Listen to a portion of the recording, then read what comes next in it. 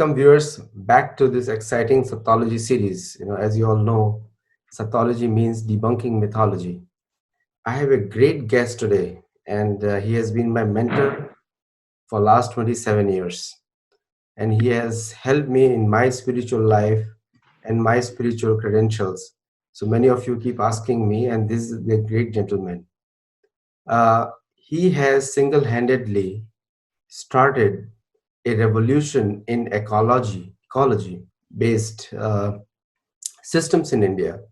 He got an award from UNICEF, and he also got an award from the President of India for his projects. He is one of the senior disciples of a great guru in the Gaudiya Vaishnava tradition. So without delay, I'm going to bring him on, and hopefully you will like this conversation of ours, and you will appreciate it and subscribe to our YouTube channel. So I introduce you to Gauranga Prabhu. He's from ISKCON. Welcome, Gauranga Prabhu. He's from ISKCON in Govardhan Eco Village, and he's also one of the presidents of ISKCON Chowpatty Temple in Mumbai, and also he has been leading a large group of celibate monks in last 20 years. And he has contributed a lot to the Vedic Sanatan tradition that all of us are proud of. So, Gauranga Prabhu, welcome to this Sathology session.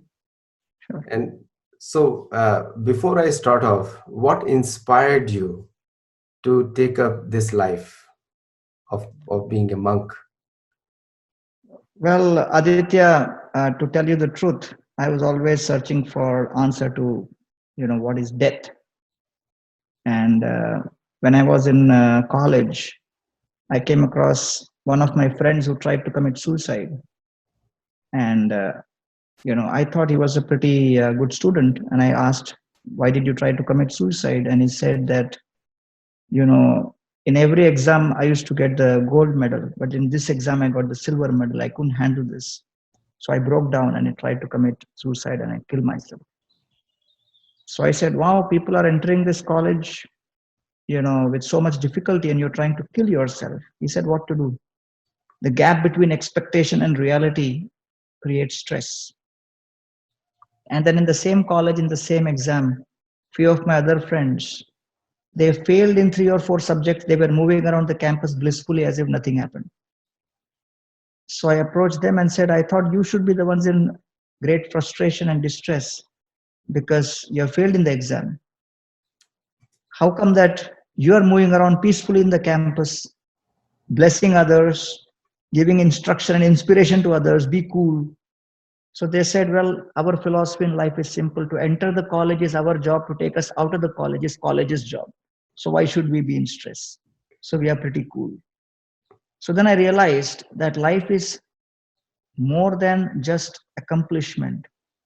There is another factor which is connected to your mind, which is the root source place for expectation. And therefore, I realized that when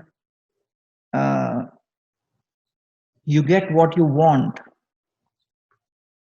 when you achieve what you want, you are called success. So therefore, success means to get what you like, and so that's how I landed up being a monk. I missed some parts of the, if you can repeat the last line before the success. Yeah. We'll edit it. So, yes. So success is to get what you like. Happiness is to like what you get. So I thought that, I've already embarked on the journey of success. Why not also see what is happiness? And therefore I became a monk for the purpose of ultimately dedicating myself to understand the secret of what is happiness and how to help others get happiness. You're so right. In today's circumstances, I think in American, during the COVID-19, the biggest problem that people are going to face is going to be a depression. And that is the biggest problem which most of the people are going to face today. And Yeah. you summed it up so well. Now, coming back to the question that uh, you you told your personal experience, that how you had an interaction with this person, and you put it so well, that how happiness and success are correlated to each other. But my little bit going deeper into your own personal faith that you have chosen, the path that you have chosen, what inspires you, especially for Americans who are turning more to Sanatan Dharma principles? What Mhm. inspired you in the philosophy that you practice? So if you can kindly share, that would be great for this audience. Sure. Now, as a result of the COVID and the lockdown, one of the greatest hit industries is the travel and hospitality industry. And people love travel because they love to see different destinations. So, in one sense, all the spiritual traditions across the world, whether it is Christian or Buddhist or Jewish or Hindu or Sikh or Western philosophy, Plato, Socrates, any philosophy you take, they are all in one sense dealing with travel industry for the soul, how the soul will travel from one destination to another. So religion is nothing but another form of travel and hospitality industry, helping the soul go from point A to point B as per their choice.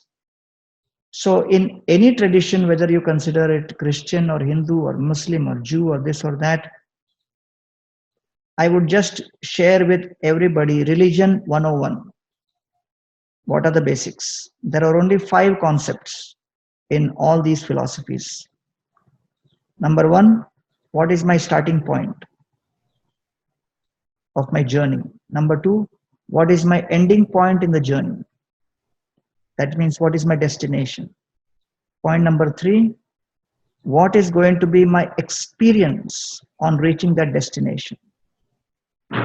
Point number four, what is the path I am going to take to reach the destination?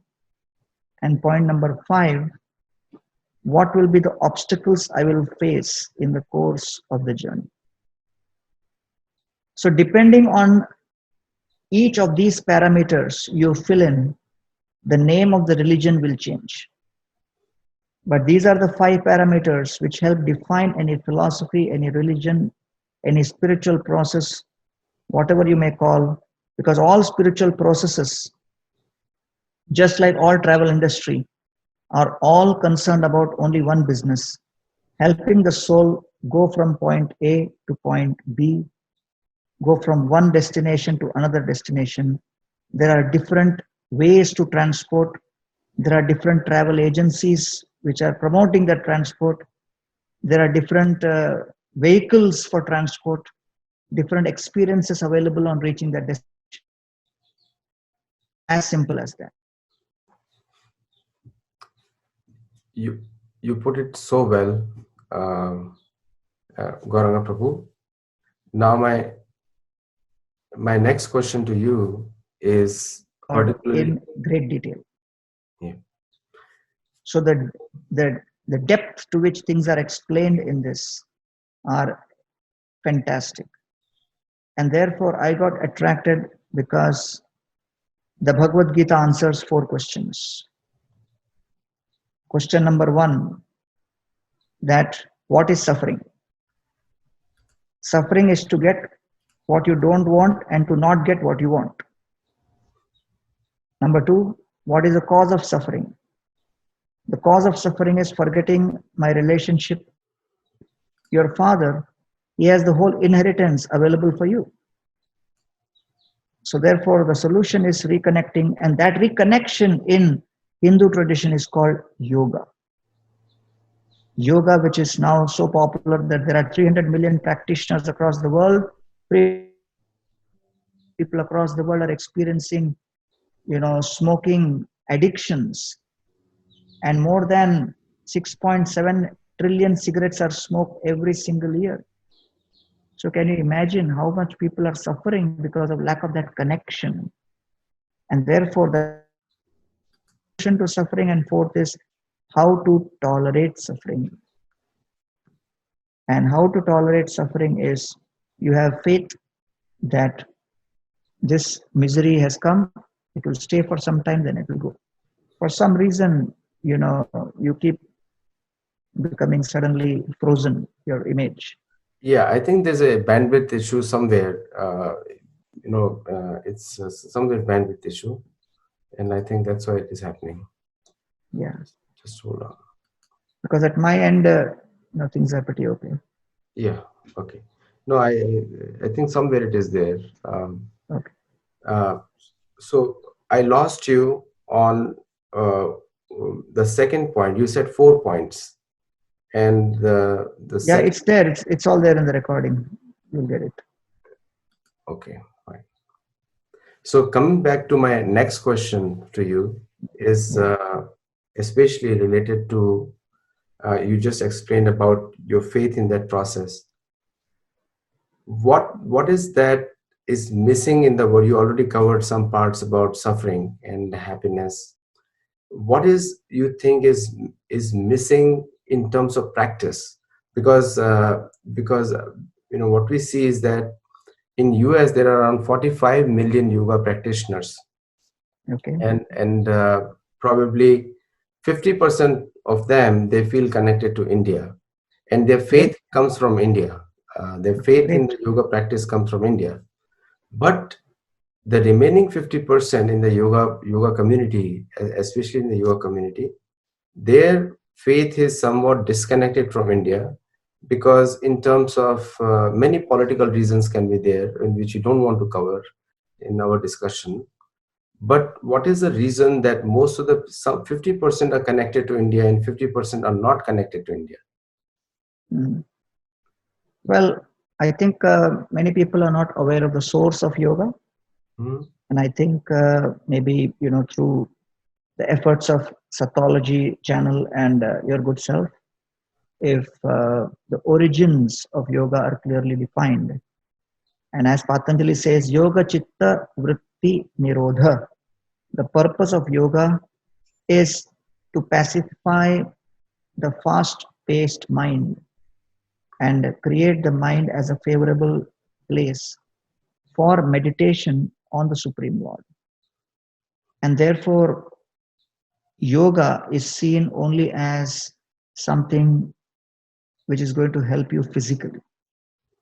But the original purpose of the yoga is to help you experience your complete wholeness by connecting the soul with the super soul.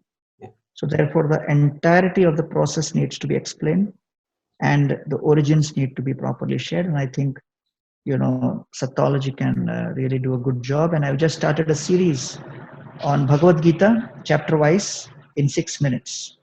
So, Awesome. yeah, I can share with you some of those videos. Awesome. And I've just released till chapter 3. So, in 6 minutes, anyone can just go through one full chapter of the Bhagavad Gita in that. Oh, wonderful. Now, coming back to my next question, yesterday I had a discussion with Sanjay Dikshit. He's a very famous writer in India. And he came on a channel and we were talking about all religions are not the same.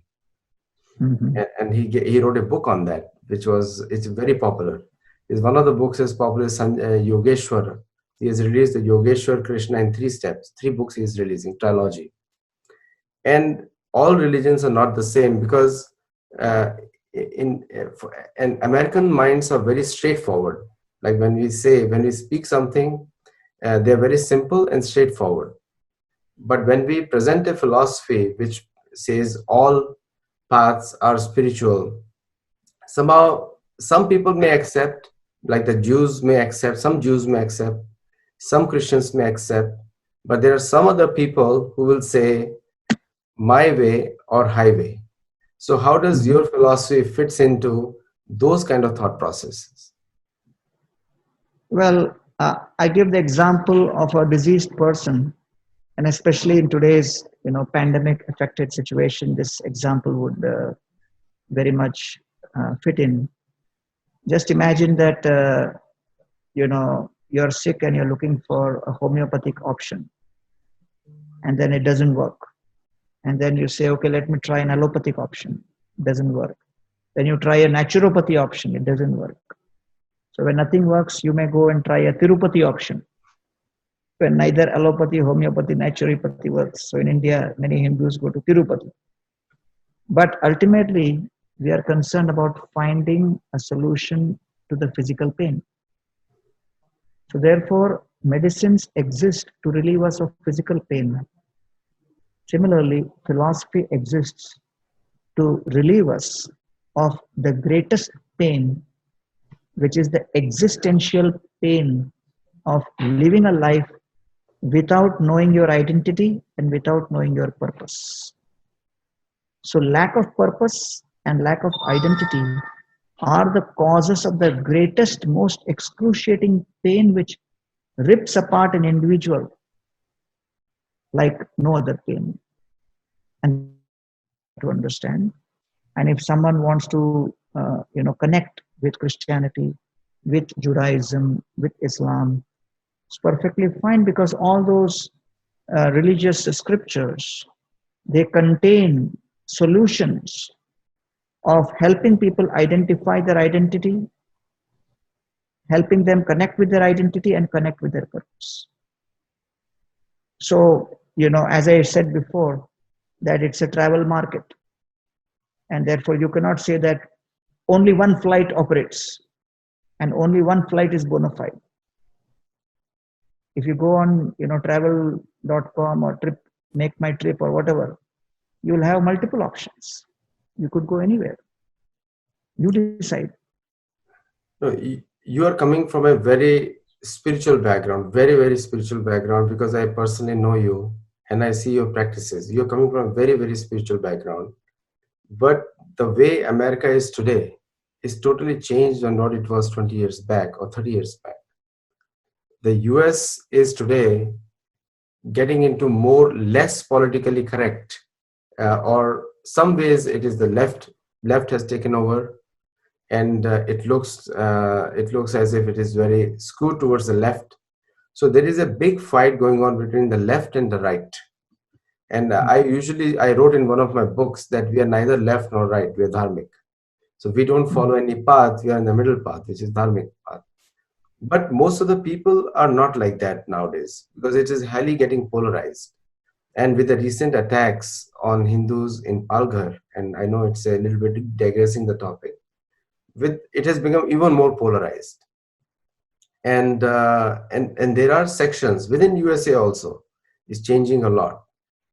And luckily, the more and more people are looking for answers from Sanatan Dharma, Bhagavad Gita, because that is the only book which has remained spiritual. Rest everything has become dogmatic and more communal in a way that I say communal in a way that they focus on a community. If you are them, then only these religious principles apply. And when you look at Sanatan Dharma, based on our Vedic scriptures, it talks about truth and justice at all levels, whether it's a society, whether it's education, or whether it is any part of the section, including sections of women and other people. So you are one of the greatest teachers in your tradition. So how do you justify in today's world, where does the Sanatan Dharma stand? Yeah, can you repeat your question? Because you... Yeah, I'll repeat the question. Just give me 1 minute. So, can you hear me okay? Can you hear me Yeah, okay? now it's okay. Yeah. Okay. All right. Only the last question part. Yeah. So, in your opinion, where does Sanatan Dharma stand in today's highly left or right political ideologies? Sanatan Dharma is to restore health. I think if someone is in pain and you can help a person relieve from his pain and experience the highest pleasure, that is the greatest service we can do. So Sanatan Dharma is in the process of helping people experience relief from that pain by connecting them with their identity and purpose. And that is what in Vedanta Sutra is known as Athatho Brahma Jigyasa, that we begin the inquiry, an inquiry which is beyond eating, sleeping, mating, and defending. So, Aditya, today, if you see in the Indian context, we have approximately 270 million students in the schooling system in first to 12th. We have approximately 30 million students in the college system, and India has a population of approximately 1.3 billion. But in spite of so many students getting so-called educated, it is alarming that almost $300 million worth of drugs is smuggled across the borders of India, and at least 25 to 40% of the youth in Punjab are getting affected, and what to speak of all the other states. So yes, people are getting educated, they are getting their degree, and they are getting this, still had no idea what he's supposed to do. So Arjuna knew how to fight, Arjuna knew what is a fight. But when Krishna changed the circumstances a little bit, Arjuna saw in front of him his teacher, Dronacharya. He saw his grandfather, Bhishma. And Arjuna became confused. Arjuna said, I must fight and kill my enemy, that I accept. But am I a warrior who's supposed to kill enemy, or am I a student who's supposed to respect my teacher, or am I a grandson who's supposed to love my grandfather?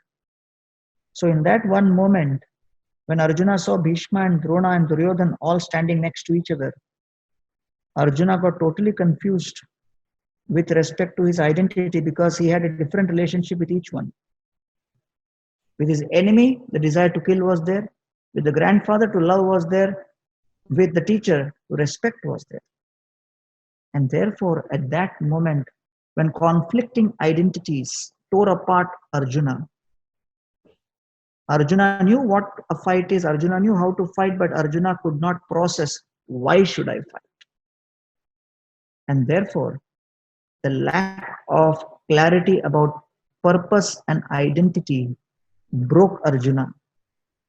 And so it is said that Eva muktva Arjuna sankhe rato upastha upavishat visrajya sasharam chapam shoka sambigna manasa.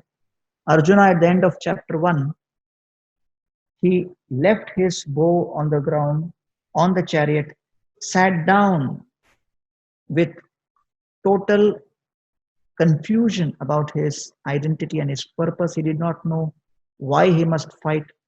And when a person does not get answer to why I must do this, that is the classic symptom of depression. So Arjuna was experiencing typical symptoms of depression on a battlefield, in spite of having the best skills, in spite of having the best track record of success. But still, when depression overwhelms you, the machine is great, but the man behind the machine, his system is hanged. So what can you do? And therefore, Krishna spoke the Bhagavad Gita. So the Bhagavad Gita is the antivirus software which cleans and removes the virus from the mind. And so all of Arjuna's doubts were then removed by Krishna based on the Bhagavad Gita. And therefore, if you see my Mrityorma Amritam Gamai. So therefore, we are not so worried about left or right. We are focused on where is the light. And we find wherever the light of knowledge is, that's where we try to connect ourselves. And that's what Bhagavad Gita is, discussing. No, great message. We are not left or right, we follow the light. I think that should be the title of this video. And, it's a great message. And Gauranga Prabhu, we really thank you for coming on the session. And I would like to continue this discussion with you on various topics. Sure, particularly Vedic history, sure, because Sattology stands all for debunking mythology tag on Vedic culture. sure. We should call our scriptures Ramayana, Mahabharata, Bhagavad Gita Sattology, not mythology. It's become Yes, a very common thing that people call it a mythology, and we are getting great success with that name, and probably will come in the dictionary also. So fantastic. with that, we'd like to continue this discussion in the next session. And if viewers have any questions, do send me, and I'm going to cover that in the next discussion. Thank you so much, and thank you for watching this episode with Gauranga Prabhu. Thank you so Namaskar. much. Hare Krishna.